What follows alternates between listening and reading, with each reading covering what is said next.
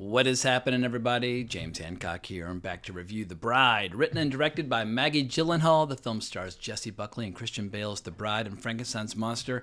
And if any of you are considering using a Sharpie to paint your lips black after seeing this movie, let me take this opportunity to discourage you from doing so, because the moment I started drawing on myself, not only did it start stinging like crazy, I felt like I was pouring pure poison into my body. But that is neither here nor there. The Bride begs the question, what story would Mary Shelley tell if her spirit were to return a little over a century after the publication of her original novel? And to add an additional wrinkle, Shelley's spirit decides to possess the woman who will shortly be revived as the bride, so that Shelley can also live the story instead of just telling it. It's one of many creative decisions in this movie that unfortunately doesn't work at all. But I'm going to try and start off on a positive note, because I'm noticing a bit of a feeding frenzy is starting to build, where reviewers and critics and commentators, they're all going to start to compete in increasingly vicious ways as they rip this movie apart in the most creative way possible. Even critics who are trying to be nice to the movie are writing things like, the movie takes a lot of big creative swings, but ...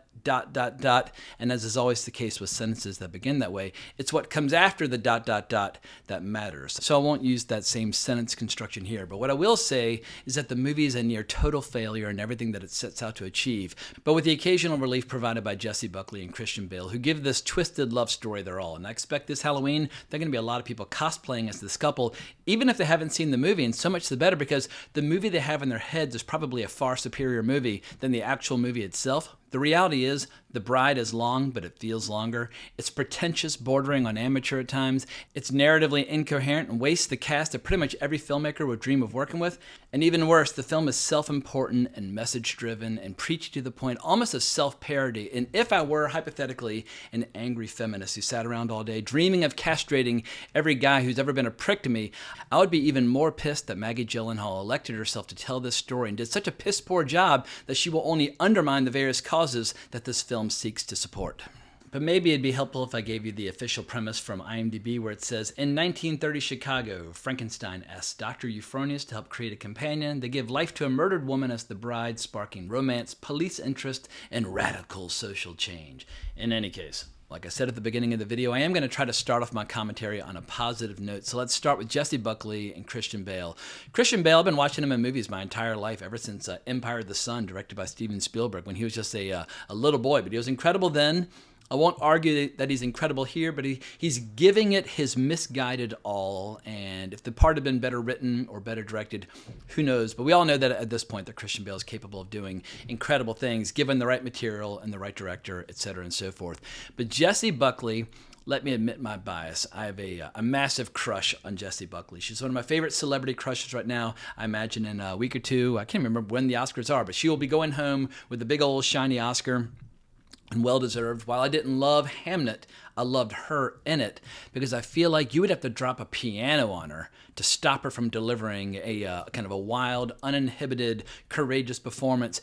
And I think the only flaws in her character in this movie are due to the fact that Maggie Gyllenhaal, who started out as an actress, I've noticed a trend where when actors switch to director, sometimes they make the mistake of allowing the inmates to kind of take over the asylum, where there'll be underwritten scenes where the actors are kind of free to explore the space, and they're kind of they're allowed to surrender to every impulse, even if it takes the movie off in kind of an unpredictable, incoherent direction.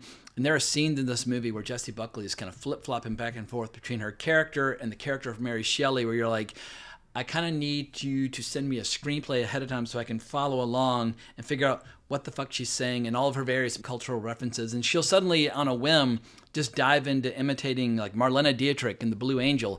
And I love The Blue Angel. I've seen it many times. I studied it in some of my film classes back in university, and I've seen it many times since. But suddenly one scene, she just breaks out into song from Marlene Dietrich in that movie. I prefer the German version, but they do the American version of Falling in Love Again as opposed to the original German version where she said, I'm built for love from head to toe. But let me not get distracted on The Blue Angel like this movie does. But I feel like Maggie Gyllenhaal's trying so hard to kind of prove how intelligent she is and trying to insert all these random cultural references, even when they have nothing to do with the story, like naming characters after certain famous figures, but for no rhyme or reason, and oftentimes in ways that are kind of an insult to the memory of those individuals, but it just feels like one of those scenarios where all the executives of Warner Brothers and all the producers working on the movie are like, you know what, Maggie, you got this. We're going to go have lunch and have a few martinis. We're sure you got the situation well in hand. Let us know how it all goes. And to be fair, there are brief shining moments where we get a teeny tiny glimpse at the incredible movie that might have been if Maggie Gyllenhaal were a more experienced filmmaker, because this is either her second or third feature, but it's her first feature working with a big budget. And I think it was originally budgeted around $80 million. The budget climbed to about $92 due to a lot of reshoots when Warner Brothers was like, oh shit, we fucked up, or Maggie Gyllenhaal, somebody fucked up. We got to try and make this movie make sense. And I think when you see a really specific number like that, 92, it makes me suspect that the numbers probably climbed above 100, but Warner Brothers is doing everything in their power not to admit just how expensive this movie might have been. But the Warner Brothers hot streak is about to end. And if people will recall, this time last year, everybody was talking about how Warner Brothers was in real trouble due to, what the hell is that Robert Pattinson movie directed by Bong Joon-ho? Oh my God, Mickey 17, was that what it was called? In any case, due to Mickey 17 and Joker Folie à Deux and a few other failures, everybody said that Pam Abdi and Mike DeLuca were going to be out on their ass and fired. And then they proceeded to go on this incredible hot streak, one of the greatest hot streaks in the history of the studio, where commercially everything they touched turned to gold, whether it was Minecraft or Final Destination Bloodlines or Weapons or whatever the case would be. They just, or Sinners, just everything was working out great. And everybody wondered, like, when will the hot streak end? Like, when will they stop having number one movies at the box office? Because even Wuthering Heights, yet another Warner Brothers movie, that did open at number one, even if that movie's kind of underperforming. But Wuthering Heights is a much more kind of complete, fully realized movie compared to this one. This movie just feels like it's trying to go in a bunch of different directions, can't quite decide what movie it wants to be. And I'm not against a movie having conflicting emotions and conflicting stuff. Like, make whatever movie you want to make, but make the best version of the movie you want to make. And it just feels a little bit like somebody with too little experience is given access to too much money, and they just lost control over the production, where everything that Maggie Gyllenhaal was trying to achieve as a writer and as a director, instead of it coming off as like moody and stylish or inspiring or politically charged or whatever the case may be, because she's trying a lot of different things, it all comes across a little bit embarrassing. And that's always a horrible feeling when you're sitting in the theater like, oh no, where you're starting to kind of turn a little red because you're ashamed of being there, where you're embarrassed for the filmmakers, where you feel like I kind of need to look away so that they can just fail in private. And that is a horrible, horrible thing to say about a movie, but I think this movie is going to die an agonizing death. I have a feeling it's going to bomb this opening weekend big time, and then it'll vanish, never to return, apart from a few people who just really love Jessie Buckley's wardrobe. Because to be fair, Jessie Buckley looks cool as shit in this. Her dress is always kind of falling to pieces, and she has like this cast on her leg or like a brace. She's got this like sexy black bra, and she's got the crazy chemical stains on her face, which look fucking great on camera, and her hair's all going off in crazy directions like she's been electrocuted. And when she's out on the dance floor, doing the boogie woogie and showing off her stuff, it's an electrically charged, very exciting, provocative performance. We're like, fuck yeah, Jessie, like, do your thing. We're just like Christian Bale's character in the movie. I'm just going to sit back and have my drink, and I'm just going to watch the performance. And yeah, it's totally unbridled, and she's holding nothing back. But you can tell this movie either had multiple drafts of the screenplay that took it in different directions, or multiple passes in the editing room where they tried to take it in different directions, because there'll be certain subplots involving certain characters. Well, they get all this momentum going, then they'll just drop it like it never happened. Like at one point, this is mild spoiler territory, but at this point, when a movie's a failure, people just want to know why it's a failure as opposed to worrying about whether or not it's getting spoiled, because I think the audience for this movie, unfortunately, will be small. But they try to turn her into almost like a Joker figure, where all these people are kind of inspired by her antics, and all these women start doing like the chemical stain and the black lipstick and going out and firing guns into the sky and basically throwing off the oppression of the patriarchy of the 1930s. Because in the context of this movie, every single man in the movie is either a misogynist who listens to nothing that women says and just ignores them every time they open their mouths, or they're just an outright rapist. And I'm like, all right, I get message received. It's coming on a little thick, a little heavy, a little obvious, like maybe a little subtlety and nuance would have served you well. But anyway, message received, you don't approve of the male characters in your story. But in the context of the movie, suddenly all these women start kind of throwing off the yoke of oppression and firing their guns into the air and having all these outrageous protests, and they're all being covered in the newspaper and that sort of thing. And then after this like 10-second montage, poof, the story just it just kind of forgets that it ever happened, and none of those story details ever come up again the entire movie until the very end of the movie, where you see one person still doing the black lipstick. I'm like, all right, well then, did you really need to make such an obnoxious spectacle of yourself with your fiery outburst earlier, because it totally derailed the story and it ultimately led nowhere.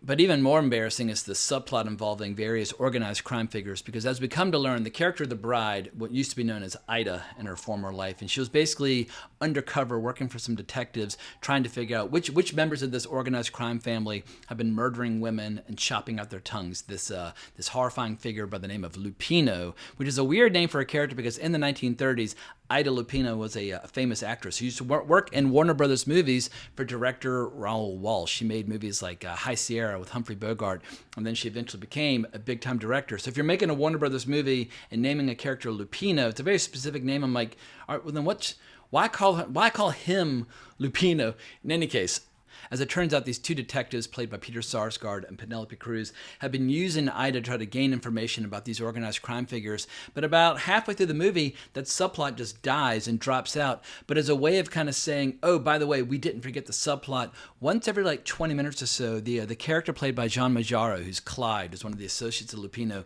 we'll see him just like observing the action and kind of watching. And it's like, well, how the hell did he know they were going there? How the hell did he know they were going to be in the city? But somehow he's just always around and watching, and at the very end of the movie, he's involved in this ridiculous shootout. But it just feels like a subplot that either was underwritten, that should have been disposed of entirely, or they should have gone back to the drawing board and really fleshed it out and really had that story be like a major through line throughout the entire movie.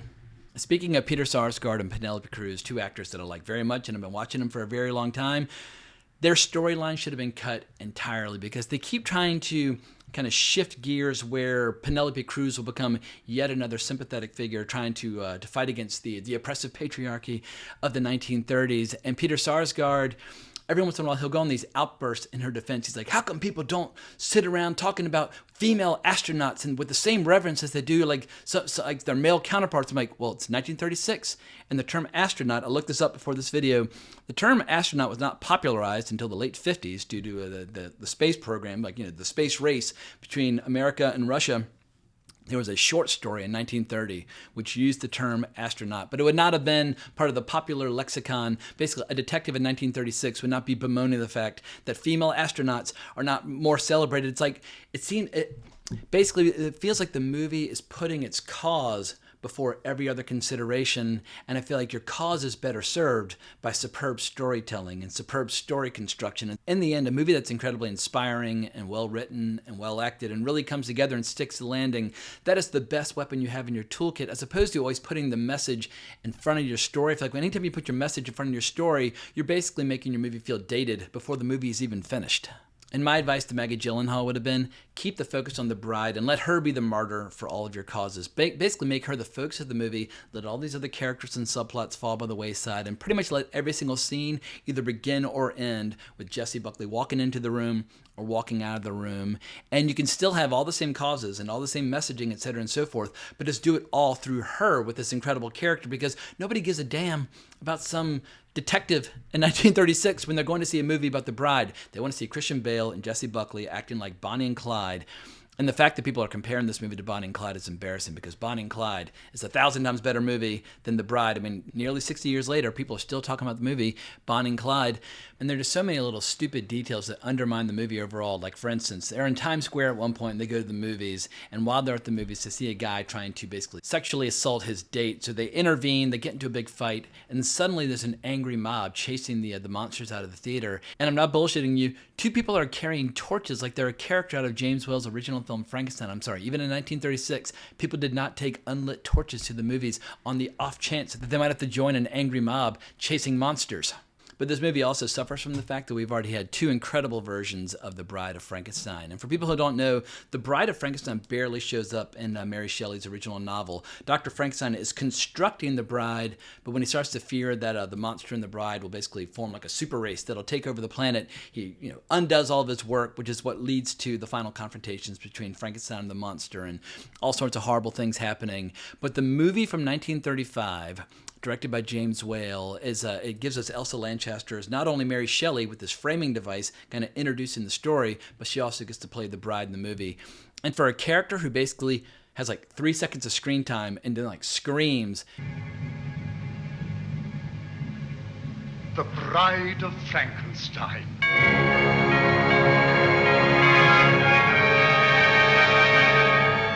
she's one of the most iconic figures in all of movie history. Sometimes less is more, and it's incredible how nearly 100 years later, people are still obsessed with that iconic image of Elsa Lanchester as the Bride of Frankenstein. But then we got a new version of her in 1974 when, was it 73 or 74? When the hell was it? Yeah, it's 1974 when Mel Brooks gave us Young Frankenstein. Because in 1974, he gave us not one but two of the greatest comedies ever made. Blazing Saddles, then Young Frankenstein. But in Young Frankenstein, the bride-to-be of Frankenstein is played by Madeline Kahn, one of the funniest women ever to walk planet Earth. And this might be my favorite performance by Madeline Kahn. She is so goddamn funny, where she looks relatively normal until she gets kidnapped by the monster, and then she gets the famous shrieks. Oh, you can't be serious.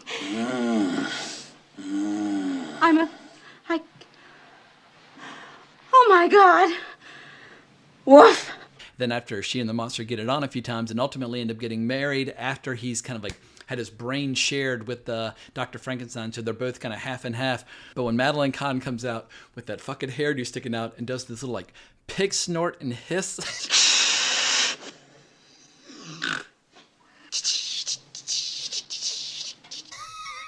It's ridiculous. And she's walking around like putting out like her thumb on her butt, and like, the monster just kind of shaking his head wearily. It's some of the funniest shit that I've ever fucking seen. And so we've had like the great tragic performance by Elsa Lanchester.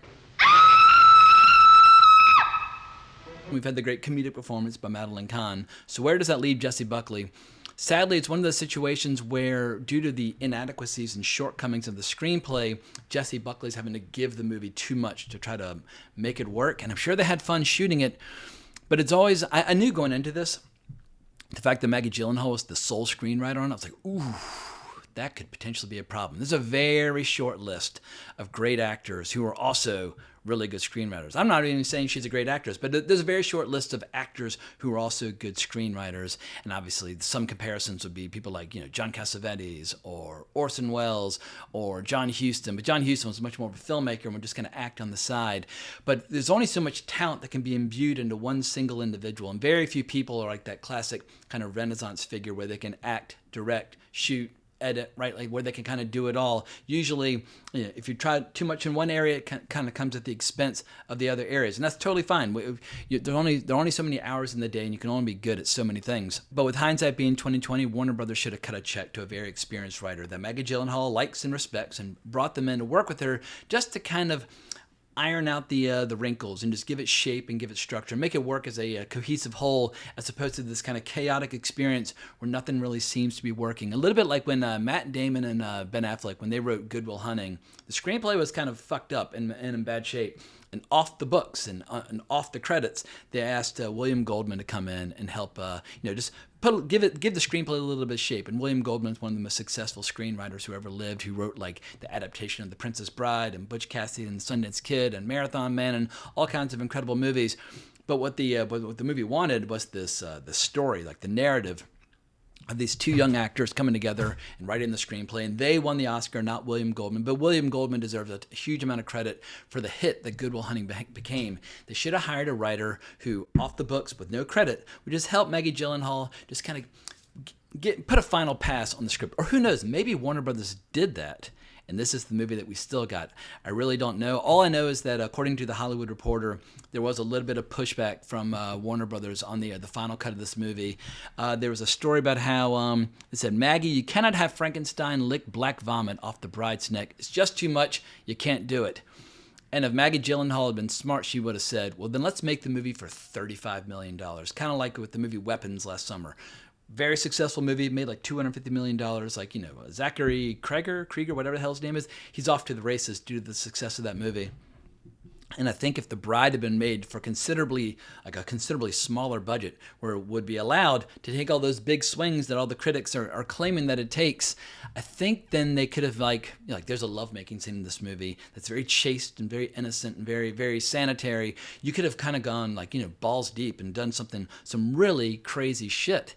and then perhaps it would have been a more successful movie overall. But it's tough to make like a really outrageous, kind of rebellious punk rock movie for $92 million. If you want to make a punk rock movie, make it for $92. Like, make it like The Decline of Western Civilization, or Repo Man, or Sid and Nancy, or one of those old early 80s punk classics.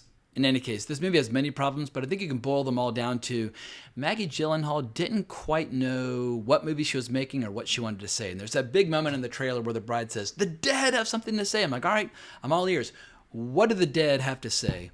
And as it turns out, not much. Like, that actually is an interesting concept for a movie. That could have even been the tagline, like, the dead have something to say. Like, ooh, cool. Like, y'all been to the other side and come back. What do the dead have to say? And at times it almost feels like Maggie Gyllenhaal is reacting against or rebelling against something that's just not true. It's almost like in her head she imagines that the novel was written by a man who every night would like smack his wife around. It's like, no, it was written by Mary Shelley. We don't need like a new feminist take on Frankenstein because the original novel was written by Mary Shelley. Like, she's got you covered.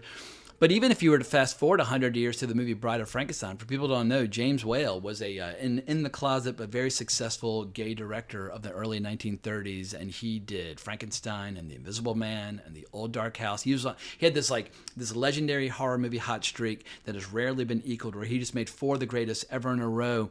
But it's not like James Whale is one of those guys. It's not like he's like James Cagney from Public Enemy, like taking grapefruits and like putting them out in girls' faces and that sort of thing.